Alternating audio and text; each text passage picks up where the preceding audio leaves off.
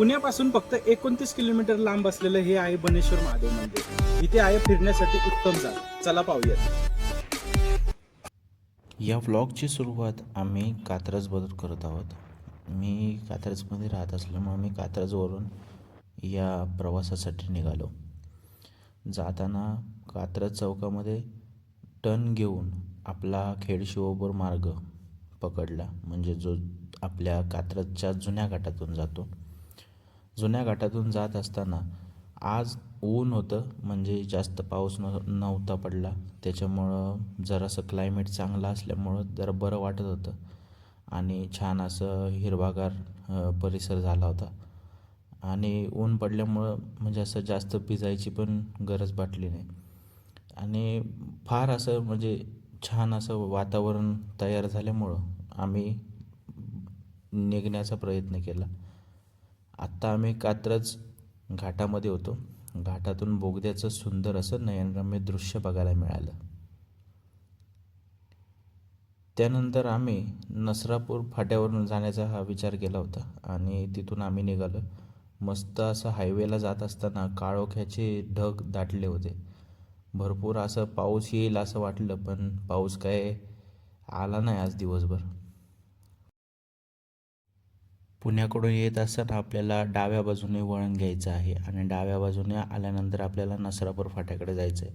हाच तो नसरापूर फाटा आहे, जिथून आपल्याला आतमध्ये बनेश्वर महादेव मंदिराकडे जाण्याचा मार्ग आपल्याला भेटतो.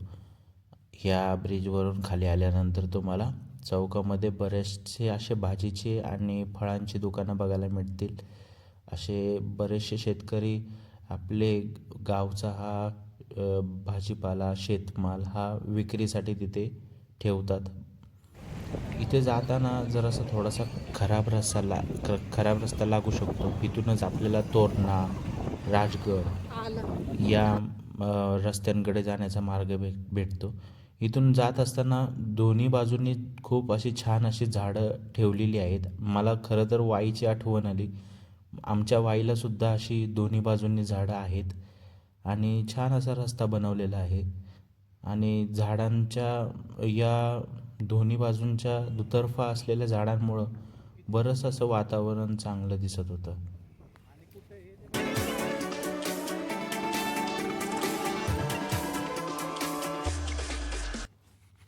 बनेश्वर हे पुणे जिल्ह्यातील नसरापूर येथे असलेले महादेवाचे मंदिर आहे.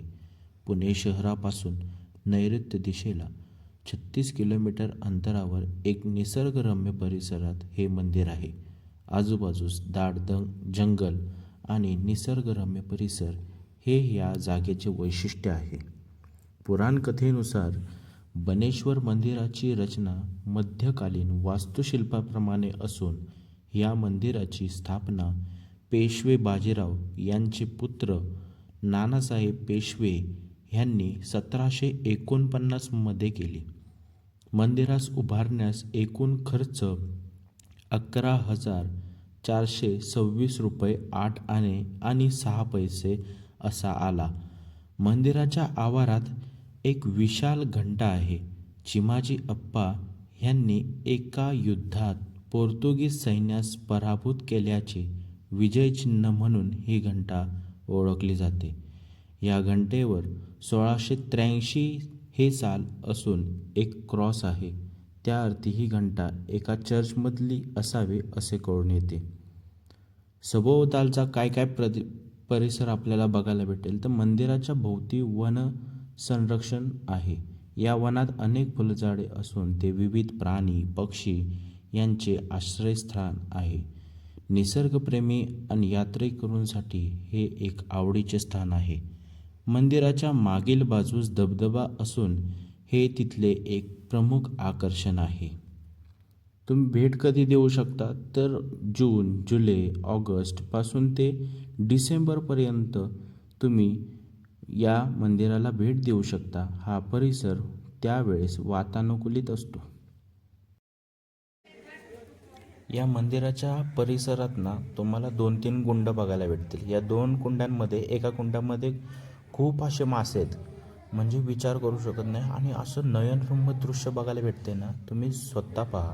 किती छान असं नयनरम्य दृश्य बघायला भेटते. आणि हे दुसरं कुंड आहे, ज्या कुंडामध्ये तो कासव आहेत, म्हणजे इतके कासव आहेत की मी एवढे कासव तर काही एवढे ह्याच्या आधी बघितले नव्हते. आणि हे कासव तर आहे ना का असं बसलेलं काय माहिती, पण ते कुणाकडं तरी बघत होतं. त्यानंतर मंदिराच्या आवारात हे मस्त नंदीचे शिल्प बघायला भेटतं. त्या नंदीच्या मंदिरासाठी मंदिर पण बांधलं आहे त्या नंदीसाठी. असं छान असं नयनरम्य दृश्य बघायला भेटलं. इथं दक्षिणमुखी असलेल्या हनुमानाची मूर्ती आपल्याला बघायला मिळते.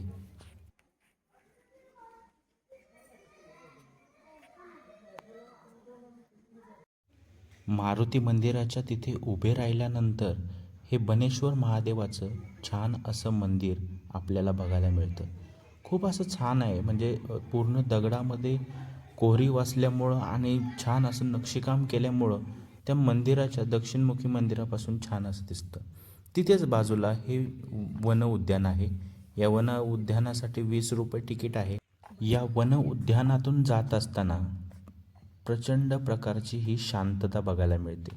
आणि रस्ते किंवा हे वन उद्यान ज्याप्रमाणे मेंटेन ठेवलं आहे ना, खरंच यार त्यांना मानलं पाहिजे. किती स्वच्छता होती, खूप म्हणजे असं वाटत नव्हतं कुठंही की ती घाण केली नाही तर काय झालं आहे. अजिबात नाही, नुसता निसर्ग आहे, आजूबाजूंनी नुसते झाडे आहेत. आणि खरं सांगतो, अशा ठिकाणी जर फिरायला आल्यानंतर आहे ना, खरंच मन प्रसन्न होतं. पहिल्यांदा आयुष्यात एवढी मोठी गोगलगाय बघितली. भाई हात बघा केवढा, ए बाई केवढी मावल, अय बाई खतरनाक आहे, जबरदस्त एवढी मोठी गोगलगाय पहिल्यांदा बघितली बाई. बनेश्वरला आलेलो. याच परिसरात हे असं नयनरम्य असलेलं दृश्य म्हणजे दुसरं. एका साईडला डोंगर आहे आणि छान असा धबधबा.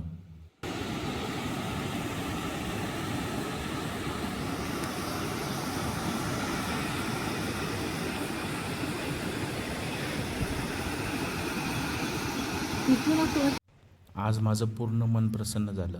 या आवारातून फिरत असताना मला शांतता काय असते ते आज कळालं.